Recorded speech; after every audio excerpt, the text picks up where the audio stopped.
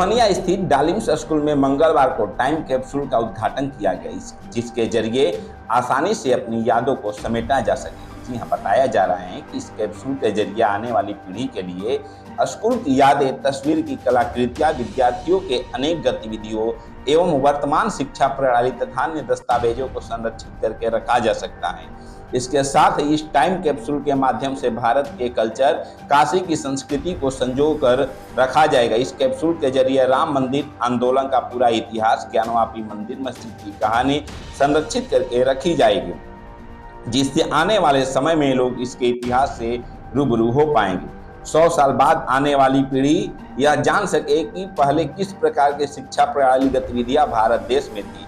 भारत जैसे देश कैसे कैसे अपनी नई नई बुलंदियों को 2024 में छूता चला गया है, इत्यादि चीजों को टाइम कैप्सूल में सजो करके जमीन में 8 फीट गड्ढा खोदकर दफन किया जाएगा। संस्था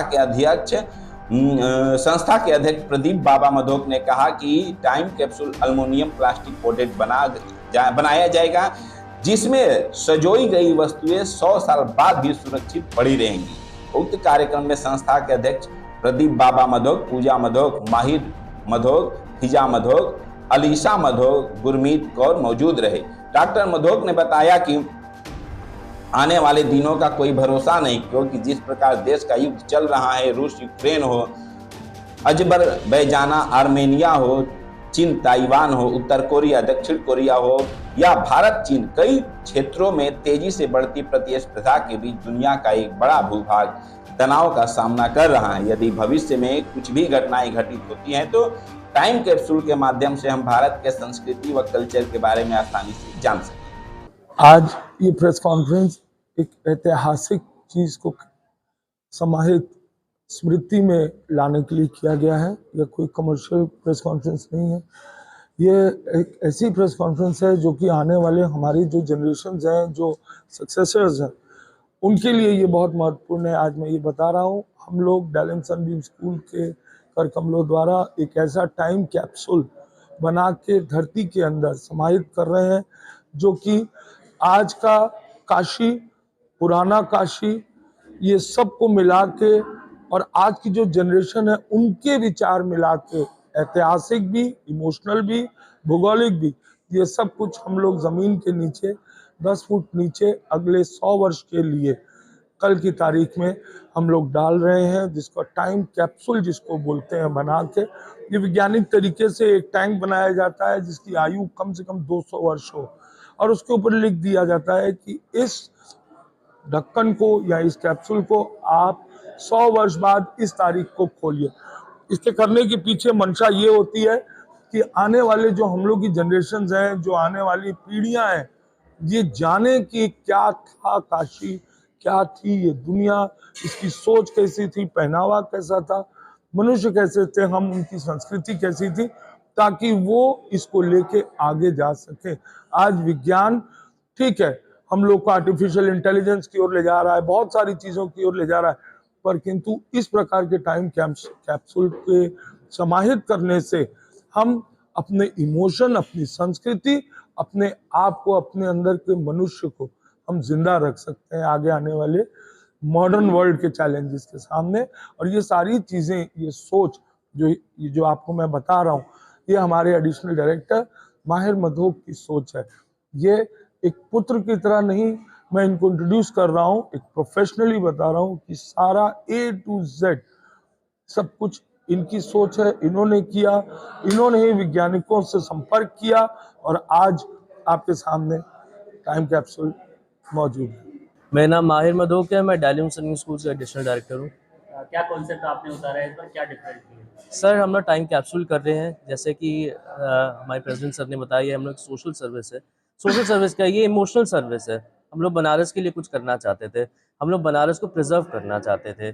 बेसिकली आज से 100 साल बाद बनारस दुनिया की टॉप 10 सिटीज़ में से एक होगा, और ये सबको पता है, ये सब लोग बिलीव करते हैं, पर वो वहाँ तक पहुँचा कैसे? आज के लोगों की वजह से, आज की सोच की वजह से। तो आज की सोच हम लोग एक बॉक्स में डाल के उसको ज़मीन के अंदर डाल रहे हैं। और ये सोच 100 साल बाद हम लोग की फ्यूचर जनरेशन हमारे मैसेजेस, हमारे लेटर्स, हमारी वीडियोस निकालेगी और आज के लोगों के बारे में जानेगी। और उस टाइम इनको रियलाइज़ होगा कि बनारस टॉप 10 सिटी में पहुंचा कैसे, आज के लोगों की वजह से और आज की थिंकिंग की वजह से। ये आज की थिंकिंग, आपकी फ्यूचर जनरेशन, हम सब की फ्यूचर जनरेशन के लिए हम लोग मैसेजेस डाल रहे हैं इसमें। सर ऐसे माइंड में तो मुझे रैंडमली आया था क्योंकि मैं चाहता था कि टाइम मशीन और ये सब चीज़ों के बारे में हम लोग पढ़ते रहते हैं, टाइम ट्रैवलिंग के बारे में। पर टाइम ट्रैवलिंग करेंगे कैसे? सबसे इजी तरीका क्या है? अपने आगे खुद की जनरेशन और बनारस के जितने लोग हैं उनको एक फर्स्ट हैंड खुद से मैसेज लिख के देना, ये टाइम ट्रैवल है। तो यही कॉन्सेप्ट को फिर हम लोगों ने बनाया। टाइम कैप्सूल बाहर मैंने देखा कि बाहर के देशों में बहुत होता था, इंडिया में अभी भी किसी प्राइवेट एंटिटी ने इसको नहीं किया, किसी भी स्कूल ने नहीं किया। बनारस में पहला है। यूपी में आई थिंक गवर्नमेंट ने एक या दो बार आज से 50 साल पहले, 20 साल पहले टाइम कैप्सूल डाला था। प्राइवेट एंटिटी और मॉडर्न टाइम में ये पहला टाइम कैप्सूल है इंडिया का। ये आइडिया मुझे वैसे आया था और मुझे बस पूरे बनारस को प्रिजर्व करना था। 2024 के बनारस को मुझे प्रिजर्व करके डालना था। प्रिपरेशन करने में कितनी मेहनत लगी और हेल्प किसकी बहुत ज़्यादा। सबसे स्टार्टिंग में जब मैंने अपनी पूरी टीम को बोला था कि हम लोग को ये करना है, सबने मुझे मना कर दिया था। सब कहते हैं कि आप पागल हैं, आप इस टाइप की चीज़ें सोच रहे हैं। सब लोग मुझे पागल बुला रहे थे। मैंने कहा पागल और जीनियस बनने में बस थोड़ा सा थिन लाइन है। तो फिर भी लोगों ने मुझे जीनियस नहीं समझा उसके बाद भी। अब क्या लग रहा है, आज प्रेस कॉन्फ्रेंस हो रही है, मैं अभी भी अपने आप को पागल ही समझता हूँ।